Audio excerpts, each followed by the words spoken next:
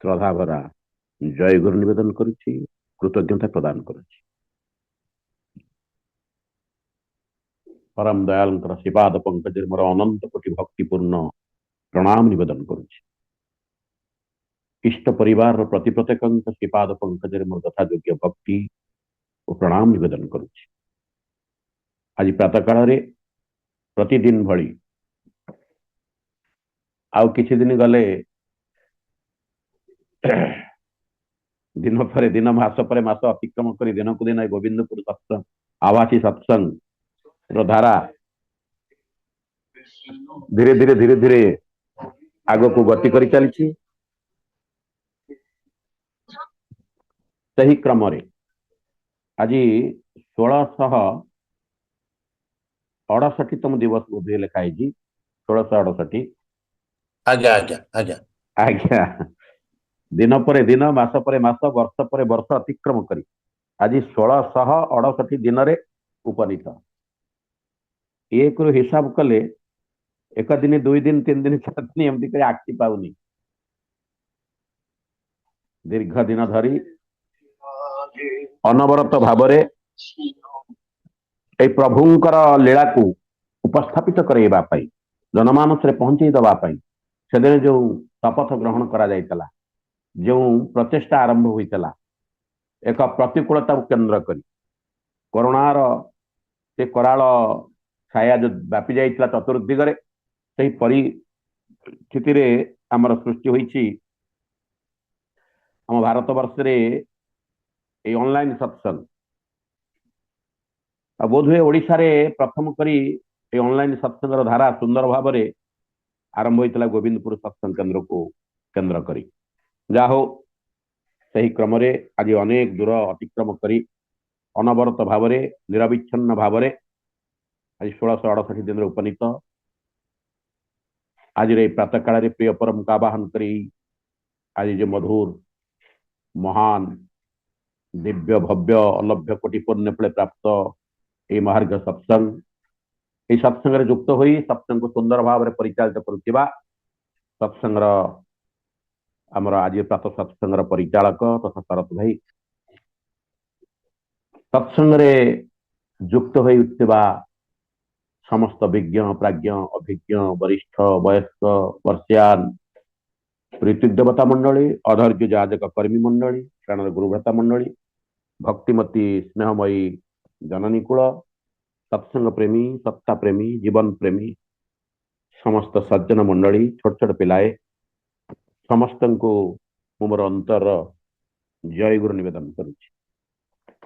ଆଜି ମୋର ପରମ ସୌଭାଗ୍ୟ, ମୁଁ ପୁନରାୟ ସେ ପ୍ରିୟ ପରମଙ୍କର ଭାବରେ ଭାବାୟିତ ହେବା ପାଇଁ, ସେଇ ଚରମ ବିଜ୍ଞାନୀଙ୍କର ଭାବଧାରାରେ ଅବଗାହିତ ହେବା ପାଇଁ, ଆମ ବିଜ୍ଞାନ ଭାଇଙ୍କର ସହଯୋଗିତାରେ, ତାଙ୍କର ପ୍ରେରଣାରେ এই ସତ୍ସଙ୍ଗରେ ଯୁକ୍ତ ହୋଇ ମୁଁ ଆଜି ଅହୋଭାଗ୍ୟର ଅଧିକାରୀ ହୋଇ ଉଠିଛି। ଆପଣମାନେ ମଧ୍ୟ ପ୍ରତି ପ୍ରତ୍ୟେକ ସେ ପରମ ପିତାଙ୍କର ଅହେତୁକି ଦୟାର ଅଧିକାରୀ ହୋଇ ଉଠିଛନ୍ତି। ପ୍ରଭୁଙ୍କ ପାଖରେ ପ୍ରାର୍ଥନା ରଖୁଛି, ଯେଉଁମାନଙ୍କର ଅଦ୍ଭୁତ ପ୍ରଚେଷ୍ଟାରେ, ସାଧୁ ଉଦ୍ୟମରେ, ମାନସିକ ଯୁକ୍ତତାରେ ପ୍ରତିଦିନ ଏ କାର୍ଯ୍ୟ ସୁନ୍ଦର ଭାବରେ ଅନୁଷ୍ଠିତ ହୋଇ ରହୁଛି। ପ୍ରଭୁଙ୍କ ନିକଟରେ ପ୍ରାର୍ଥନା, ପରମ ପିତା ତାଙ୍କୁ ଶକ୍ତି ଦିଅନ୍ତୁ, ତାଙ୍କୁ ଭକ୍ତି ଦିଅନ୍ତୁ, ସେମାନେ ଏଇ ଅହେତୁକି କୃପାର ଦୟାର ଅଧିକାରୀ ହୋଇ ଉଠନ୍ତୁ। এইଭଳି ଭାବରେ ପରମ ପିତାଙ୍କର ଭାବଧାରାକୁ ଘରେ ଘରେ ପୁରେ ପୁରେ ପ୍ରତ୍ୟେକ ଲୋକଙ୍କ ନିକଟରେ ପହଞ୍ଚେଇ ଦେବା ପାଇଁ ଯେଉଁ ପ୍ରଚେଷ୍ଟା ଜାରି ରଖିଛନ୍ତି, ତା ସାର୍ଥକତାରେ ପରିମଣିତ ହୋଇ ଉଠୁ। ପରମ ପିତା ପ୍ରତି ପ୍ରତ୍ୟେକଙ୍କର ମଙ୍ଗଳ ବିଧାନ କରନ୍ତୁ, ବିଶ୍ୱ ଶାନ୍ତିରେ ରହୁ। ପ୍ରଭୁଙ୍କର ଶ୍ରୀପାଦ ପଙ୍କଜରେ ମୋର ଏହା ପ୍ରାର୍ଥନା। ଆମେ ସତ୍ସଙ୍ଗରେ ଗୋଟି ଗୋଟି ହିସାବ କଲେ ପ୍ରଥମ ଦିନରୁ ଆଜି ପର୍ଯ୍ୟନ୍ତ 1667 ଥର ଆଲୋଚନା ସରିଲାଣି।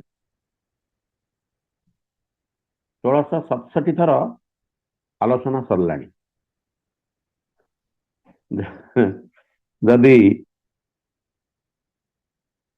ଆପଣମାନେ ଠାକୁରଙ୍କ ଲୀଳାକୁ ଆଖିଆକୁ ଆଣିବେ, ଠାକୁରଙ୍କର ଜୀବନରେ ବ୍ୟକ୍ତିଗତ ଭାବରେ ଯେଉଁ ଲୀଳା ଠାକୁର ରଚନା କରିଥିଲେ,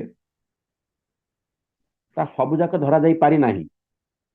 ଯେତିକି ଲୀଳା, ଯେତିକି ଗାଥା, ଯେତିକି କଥା ଠାକୁରଙ୍କ ସମ୍ବନ୍ଧରେ ଲିପିବଦ୍ଧ ହେଇଛି ତାହା ଖୁବ୍ କ୍ୱଚିତ, ଖୁବ୍ କମ୍।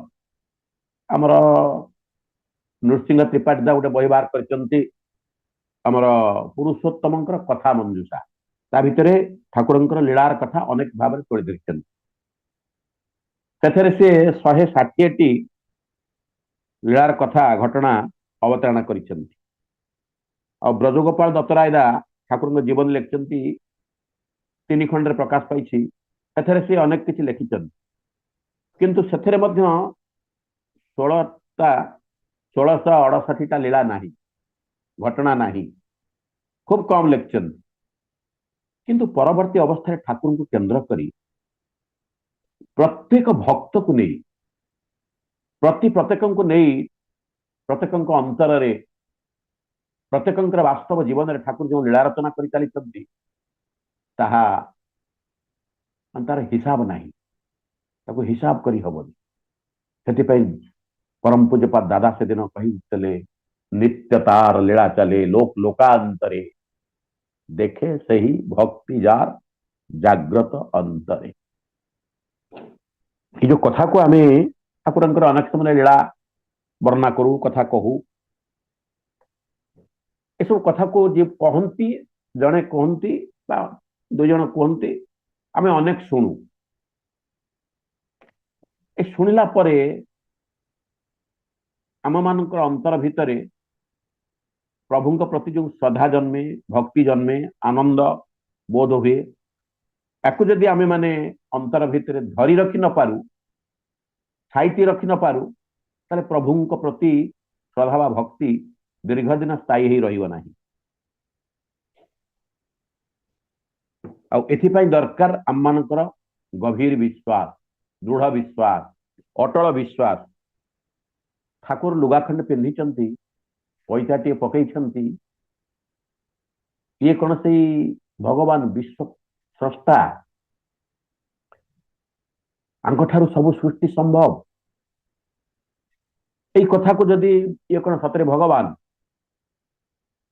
ଏଇ କଥାକୁ ଯଦି ଅନ୍ତର ଭିତରେ ମୁଁ ଦୃଢ ଭାବରେ ଧରି ରଖି ନ ପାରେ, ଠାକୁରଙ୍କର କଥା ଯେତେ ଶୁଣିଲେ, ଯେତେ କହିଲେ, ତାହା କହିବା ଆଉ ଶୁଣିବାରେ ରହିଯିବ, ବାସ୍ତବ ଜୀବନରେ ତା ପ୍ରସ୍ଫୁଟିତ ହବ ନାହିଁ। ଏଥିପାଇଁ ଠାକୁର ସତ୍ୟାନୁଷ୍ଠାନରେ ବାର ବାର ଅନେକ ଭାବରେ ଶ୍ରୀହସ୍ତ ଲିପିବଦ୍ଧ କରିଛନ୍ତି। ଶେଷରେ ମଧ୍ୟ କହିଛନ୍ତି, ଗଭୀର ବିଶ୍ୱାସରେ ସବୁ କିଛି ହେଇପାରେ। ଗଭୀର ବିଶ୍ୱାସରେ ଗୋଟେ ଠାକୁରଙ୍କର ଲୀଳାର କଥା ଗୋଟେ ଅବତାରଣା କରୁଛି ଆପଣମାନଙ୍କ ପାଖରେ। ଏ କଥାଟାକୁ ଆପଣମାନେ ବିଚାର କରିବେ। ଘଟଣାଟା ହେଇଛି କଣ, ଆମେ ଜାଣିଛେ ଠାକୁର ପିଲାଦିନୁ ବୋସ୍ ମାଙ୍କ କୋଳରେ ବଢିଛନ୍ତି। ସେଦିନ ଯେତେବେଳେ ପ୍ରଥମ କରି ବୋସ୍ ମା ଠାକୁରଙ୍କୁ ଦେଖିଦେଲେ, ଠାକୁରଙ୍କ ପ୍ରତି ସେ ଢଳି ପଡିଥିଲେ। ଠାକୁରଙ୍କର ରୂପକାନ୍ତିକୁ ଦର୍ଶନ କରି ତାଙ୍କର ମଧ୍ୟ ପିଲା ଅବସ୍ଥା, ବୋସ୍ ମାଙ୍କର ବାଲ୍ୟ ବିଧବା ସେ ହୋଇଥିଲେ। କିନ୍ତୁ ଠାକୁରଙ୍କୁ ଦେଖି ପୁତ୍ର ସ୍ନେହରେ ଏଭଳି ବିଭୋର ହୋଇ ଉଠିଥିଲେ, ତାର ଇୟତା ନଥିଲା। ସେ ଠାକୁରଙ୍କୁ କୋଳରେ ନେଇ ସେ କୋଳ କରିବା ପାଇଁ, ତାଙ୍କୁ ଧରିବା ପାଇଁ ପ୍ରବଳ ଇଚ୍ଛା କରିଥିଲେ। ଯାହା ହଉ, ଠାକୁର ତାଙ୍କର ଇଚ୍ଛା ପରିପୂର୍ଣ୍ଣ କରିଥିଲେ। କାନ୍ଦୁଥିଲେ, ସେ କାନ୍ଦ ତ ବନ୍ଦ ହେଲା ନାହିଁ। ସେସବୁ ବୋସ୍ ମାଙ୍କୁ ଡକାଗଲା। ବୋସ୍ ମା କୋଳକୁ ଯେମିତି ଠାକୁର ଯାଇଥିଲେ, କାନ୍ଦ ବନ୍ଦ ହେଇଗଲା। ସମସ୍ତେ ଆଶ୍ଚର୍ଯ୍ୟ ହେଲେ, ନିଜର ମା କାନ୍ଦ ବନ୍ଦ କରିପାରିଲାନି, ଆଉ ବୋସ୍ ମା କାନ୍ଦ ବନ୍ଦ କରିଦେଲେ। ବୋସ୍ ମା କୋଳକୁ ଗଲାଠୁ ଅନ୍ୟମାନେ କହିଲେ, ସବୁ ତୁମେ ବୋଧେ ତାର ପୂର୍ବ ଜନ୍ମରେ ମା ଥିଲ ଆଉ କହିଲେ। ଯାହା ହଉ, ଏମିତି ଦିନକର ଘଟଣା। ଏଇ ବୋସ୍ ମା ପାଖରେ ଏମିତି ଠାକୁର ଖେଳକୁଦ କରୁଥାନ୍ତି, ଥାନ୍ତି। ବହୁତ ସମୟରେ ମାତା ମନମୋହିନୀ ଦେବୀ ଘରର କାମ କରିବା ପାଇଁ ଠାକୁରଙ୍କୁ ଅନେକ ସମୟରେ ଆସିକରି ବୋସ୍ ମାଙ୍କୁ ନେ ତୋ ପୁଅକୁ ନେ, ତୁ ନେ ତୋ ରଖ ତୋ ପୁଅକୁ, ମୁଁ ଟିକେ ଯାଉଛି, ମୁଁ କାମ କରେ। କଥା କହିଦେଇ ମାତା ମନମୋହିନୀ ଦେବୀ ତାଙ୍କ ଘର କାମରେ ବ୍ୟସ୍ତ, ବୋସ୍ ମାଙ୍କ ପାଖରେ ଠାକୁର ଲୀଳାଖେଳା କରନ୍ତି, ରୁହନ୍ତି। ସେତେବେଳେ ଠାକୁର ଟିକେ ଛୋଟ ପିଲା ଅବସ୍ଥା, ଗୁରୁଣ୍ଡିବାକୁ ଆରମ୍ଭ କରୁଛନ୍ତି। ଜନ୍ମରୁ ତ ଲଣ୍ଡିତ ମସ୍ତକ ଥିଲେ, ସେତେବେଳେ ଠାକୁରଙ୍କ ମୁଣ୍ଡରେ ଧୀରେ ଧୀରେ କେଶ ଭର୍ତ୍ତି ହୋଇ ଉଠିଲା। ଠାକୁରଙ୍କର ଚେହେରା, ଗୋଲଗାଲିଆ ଚେହେରା, ଆଉ ଗୋରା ତକ୍ ତକ୍ ତପ୍ତ କାଞ୍ଚନ ବର୍ଣ୍ଣ ଶରୀରରେ କଳା ମୁଚମୁଚ ଏ କେଶ ଅତି ସୁନ୍ଦର ଦେଖାଯାଉଥାଏ। ବୋସ୍ମା ଏ କଥାକୁ ସେଦିନ ଭଲ କରି ଟିକେ ନିରୀକ୍ଷଣ କଲେ। ଭାବୁଥାନ୍ତି ମନେ ମନେ, ଦେଖିଲେ ଇଏ ତ ଠିକ ମୋର ଗୋପାଳ ଠାକୁରଙ୍କ ଭଳି ଦେଖାଯାଉଛନ୍ତି। ଗୋପାଳ ଠାକୁରଙ୍କର ମୁଣ୍ଡରେ ଯେମିତି କେଶ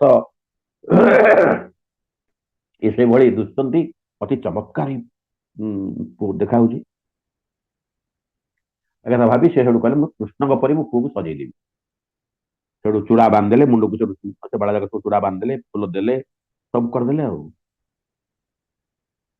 ଗଛ ଫୁଲ ଥିଲା ସେ ତୋଳି ଆଣିକି ସବୁ ଠାକୁରଙ୍କୁ ପୁରା କୃଷ୍ଣଙ୍କ ଭଳି ସଜେଇଦେଲେ। ହାତରେ ପିନ୍ଧେଇ ଦେଲେ, ବେକରେ ପିନ୍ଧେଇ ଦେଲେ, ସବୁ ଏମିତି ପୁରା ଏକଦମ ସାକ୍ଷାତ ବାଳ ଗୋପାଳ କରି ଛାଡିଦେଲେ। ଆଉ ଭାବୁଛନ୍ତି ଏ ସାକ୍ଷାତ ବାଳ ଗୋପାଳ, ସାକ୍ଷାତ ଇଏ ଠିକ ବାଳ ଗୋପାଳ। ଏକଥା ଭାବୁ ଭାବୁ ପୁଣି ମନରେ ଭାବୁଛନ୍ତି, ଏଇ ଯା ଫରକ ମୋର ବାଳ ଗୋପାଳଙ୍କର ରଙ୍ଗ କୃଷ୍ଣ ବର୍ଣ୍ଣ ବା ଶ୍ୟାମ ବର୍ଣ୍ଣ, ଇଏ ହଉଛନ୍ତି ଗୋରା। ଇଏ ଠାକୁର ଅନୁକୂଳ ଛୋଟ ଅବସ୍ଥାରେ ତ ଇଏ ଖାଲି ଯାହା ଗୋରା, ଆଙ୍କର ଦେହର ବର୍ଣ୍ଣ କମ। ମାନେ କଣ, ଯୋଉ ଧଳା ଆଉ କୃଷ୍ଣଙ୍କର ବର୍ଣ୍ଣ କଳା। ଏକଥା ଭାବୁ ଭାବୁ ଠାକୁର ଖିଲି ଖିଲି ହେଇ ହସୁଛନ୍ତି, ଦୌଡୁଛନ୍ତି, ମାନେ ଏପଟ ସେପଟ ହଉଛନ୍ତି। କୃଷ୍ଣ ଲୀଳା ଆରମ୍ଭ କଲେଣି ଠାକୁର। ବୋସ୍ମା ଦେଖିଦେଲେ ଠାକୁରଙ୍କୁ, ଆଉ ଦେଖିଲେ ପୁରା ଠାକୁରଙ୍କର ଦେହର ରଙ୍ଗ ପୁରା ଶ୍ୟାମଳ ହେଇଯାଇଛି। ଆଉ ଏଇଟା ଆପଣମାନେ ଜାଣିଥିବେ ସମସ୍ତେ, ବୋସ୍ମାଙ୍କ ଜୀବନର ଘଟଣା। ତାକୁ ସୁନ୍ଦର ଭାବରେ ଅବତାରଣା କରିଛନ୍ତି ଆମର ନୃସିଂହ ଲେଖିଛନ୍ତି। ଆମେ ବି ପୂର୍ବରୁ ପଢିଥିଲେ ଜୀବନରେ ସବୁ ଏମିତି।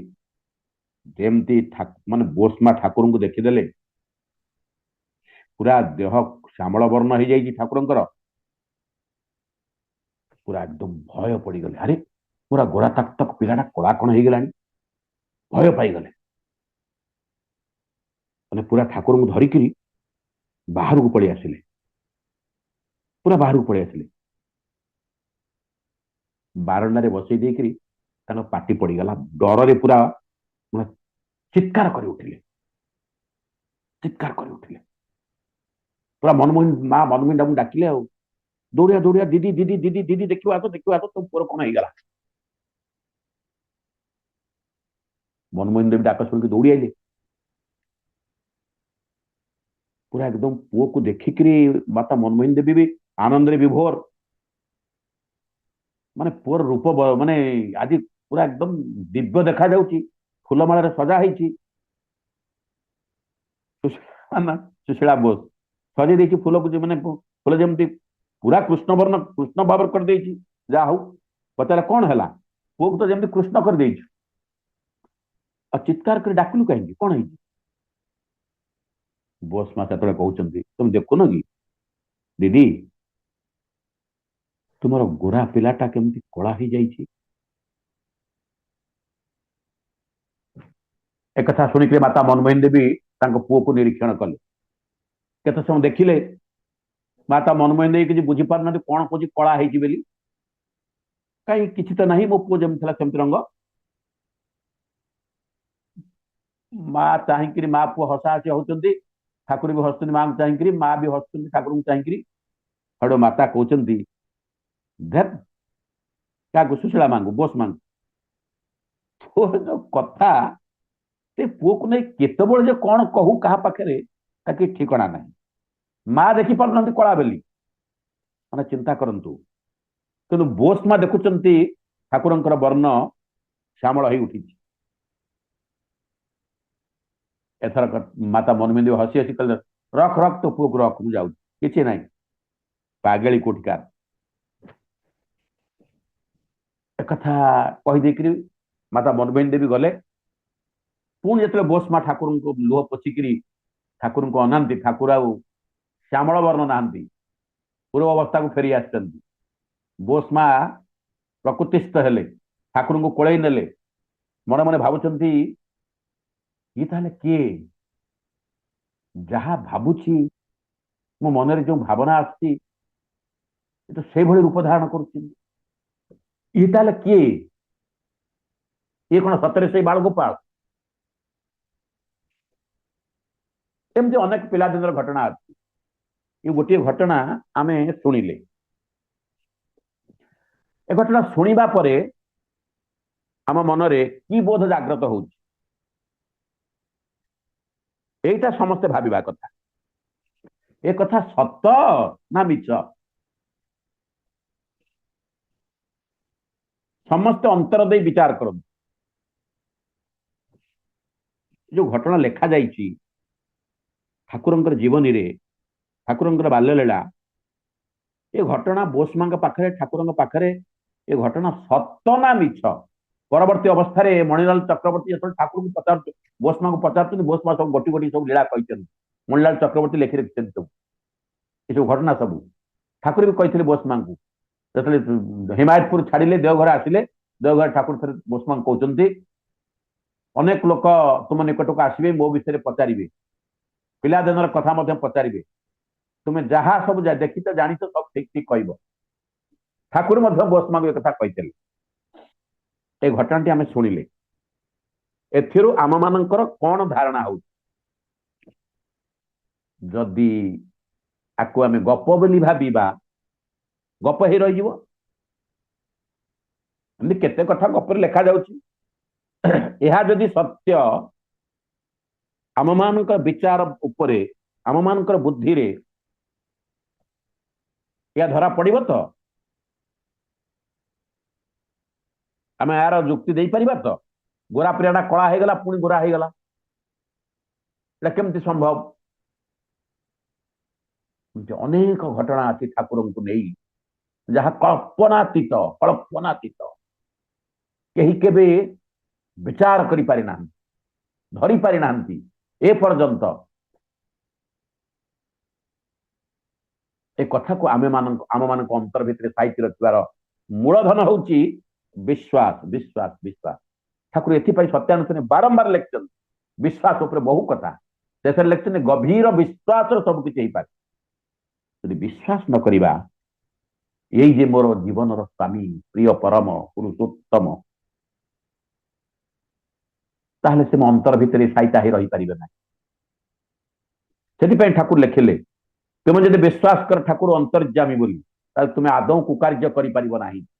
ଏଇ ବିଶ୍ୱାସଟା ମୋର ଅନ୍ତର ଭିତରେ ସର୍ବଦା ସ୍ଥାୟୀ ହୋଇ ରହୁନଥିବାରୁ ମୁଁ ଅନେକ ସମୟରେ ଅକାର୍ଯ୍ୟ କୁକାର୍ଯ୍ୟ କରେ, କଥା କହେ, ଭଲ ମନ୍ଦ ଠିକ ବାଟରେ ଯିବା ପାଇଁ ମୁଁ ସକ୍ଷମ ହେଇପାରେ ନା, ଯେହେତୁ ମୋର ଅନ୍ତର ଭିତରେ ସର୍ବଦା ଠାକୁରଙ୍କୁ ସାଇତି ରଖିପାରେ ନା। ମୁଁ ଯଦି ଭୁଲ କରେ, ମୁଁ ଯଦି ଭୁଲ କଥା କୁହେ, ଭୁଲ କରେ, କି କାହାକୁ ଅଶାଳୀନ ବ୍ୟବହାର କରେ, ମୋ ପ୍ରଭୁ ଯେ ଦେଖୁଛନ୍ତି, ଠାକୁର ଦେଖୁଛନ୍ତି, ତାଙ୍କ ମନରେ ଦୁଃଖ ଆସିବ। ଏକଥା ମୋ ଅନ୍ତର ଭିତରେ ସ୍ଥାୟୀ ଭାବରେ ରହିପାରେ। ଏଥିପାଇଁ ଅନେକ ଭାବରେ ମୁଁ କଣ କରିଦିଏ, କ୍ରୋଧର ବଶବର୍ତ୍ତୀ ହେଇ, ଅଭ୍ୟାସ ବଶତଃ, ପ୍ରକୃତି ବଶତଃ ଅନେକ ସେମାନେ ଭୁଲ କରିବ। କିନ୍ତୁ ଯଦି ଯାହାର ଅନ୍ତର ଭିତରେ ବିଶ୍ୱାସ ଦୃଢ ହେଇଯାଇଥିବ, ବିଶ୍ୱାସ ପାଚି ଯାଇଥିବ, ତାକୁ ବିରୁଦ୍ଧ ଭାବ ଟଳେଇ ପାରିବ ନାହିଁ। ତେଣୁ ଠାକୁର ବିଶ୍ୱାସର ସଂଜ୍ଞା ସତ୍ୟାନୁଷ୍ଠାନ ଲେଖୁଛନ୍ତି। ବିଶ୍ୱାସ କାହାକୁ କୁହାଯାଏ?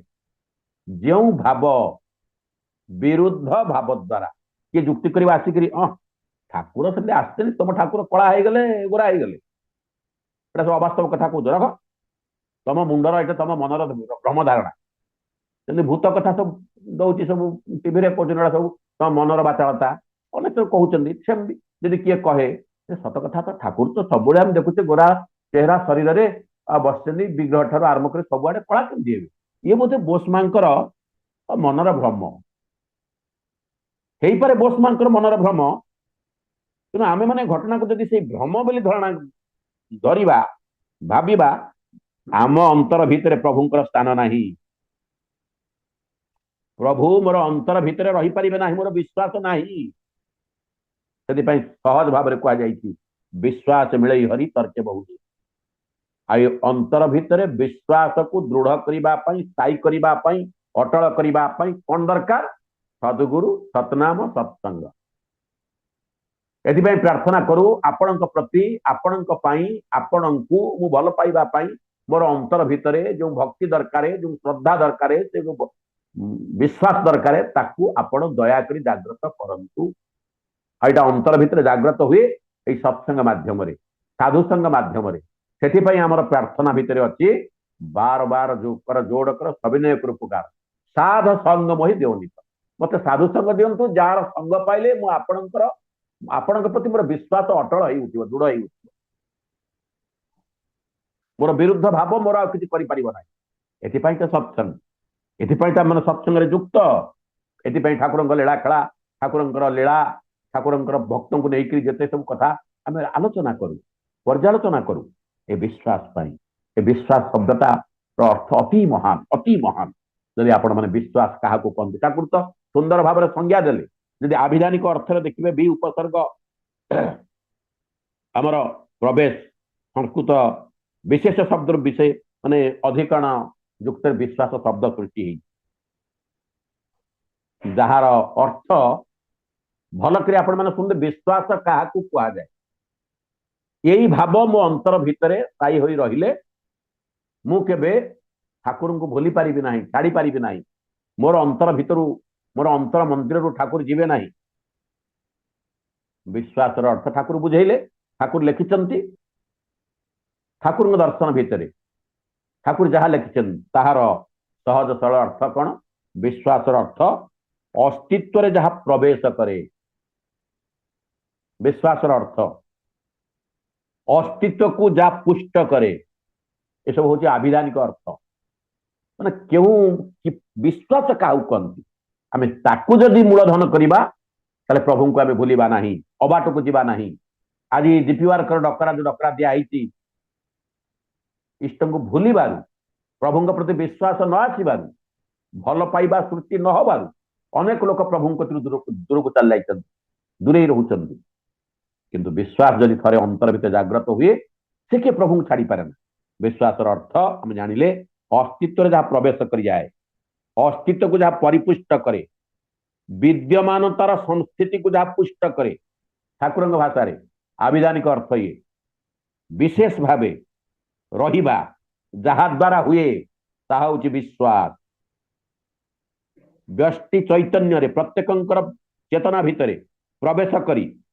जहाँ स्थिति लाभ करी ताहाई होछि विश्वास जो कथा अस्तित्व रे प्रवेश करी मजागत होई उठी धीरे धीरे अस्तित्व को जहाँ परिपुष्ट करछि ताहाई विश्वास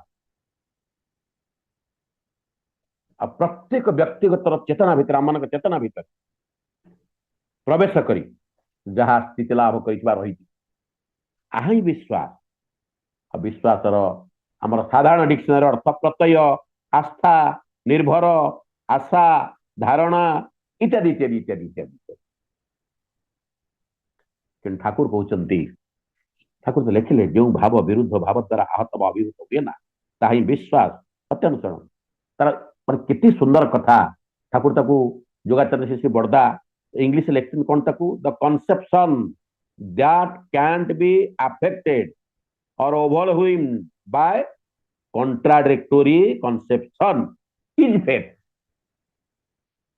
विरुद्ध भाव द्वारा आहत हबनी जो भाव ताही विश्वास आ विश्वास माने हेउछि जाहाकू धरी तुमे बंच आओ कर चल मोर जीवन अच्छी कि नहीं मोर विश्वास हो मो जीवन अच्छी भावु कौन आम मो निश्वास प्रश्वास जाऊँगी कि मुझे विश्वास कर ना एटा सत ही जहाँ को धरी जहाँ आम बंचीचे अच्छे करुचे चालुचे इत्यादि इत्यादि किपरि ना अतीतर अभिनंदन ठाकुर संज्ञा संख्यार बाणी विश्वास माने होछि जहाँ धरी तुम्हें बंच खाओ कर चल अतीतर अभिनंदन वर्तमान रे फुटंत होई भविष्य पथरे विद्यमान तार संभावना को आहरण करी करी आउ सत्य मध्य सेठारे बाणी संख्या 164 नंबर संज्ञा समीक्षार बाणी संख्या विश्वास संज्ञा निरूपण करे ठाकुर कहते यह ही विश्वास पुन ठाकुर सुंदर भाव में बाणी दौरान अपना अनुसूची ग्रंथ विश्वास क्या कहती चमत्कार बाणी ठाकुर कहते दुकुल दोला मनटी थेके प्रश्न शून्य हय जखन विश्वास बोले ताके जानी अच्युत मन हय तखन विश्वास क्या कहती सुंदर भाव ठाकुर बाणी देले गभीर विश्वास जब आम मूलधन हो उठे ताहले ନିଶ୍ଚିତ ଭାବରେ ପ୍ରଭୁ ମୋ ଅନ୍ତର ଭିତରେ ବସବାସ କରିବେ। ଠାକୁର କହିଛନ୍ତି দুকুল দোলা মনটি থেকে প্রশ্ন শূন্য হয়ে যখন এই যে ମୋର ପ୍ରଭୁ, এই যে ମୋର ସବୁ କିଛି, এই ଭାବ ଯେତେବେଳେ ଦୃଢ ହେଇ ଉଠେ, ବିଶ୍ୱାସ ବୋଲେ ତକେଇ ତାକେଇ ଜାନି ଅଚ୍ୟୁତ ମନ ହଏ ତখন ହଏ ତখন। ବିଶ୍ୱାସର ସହଜ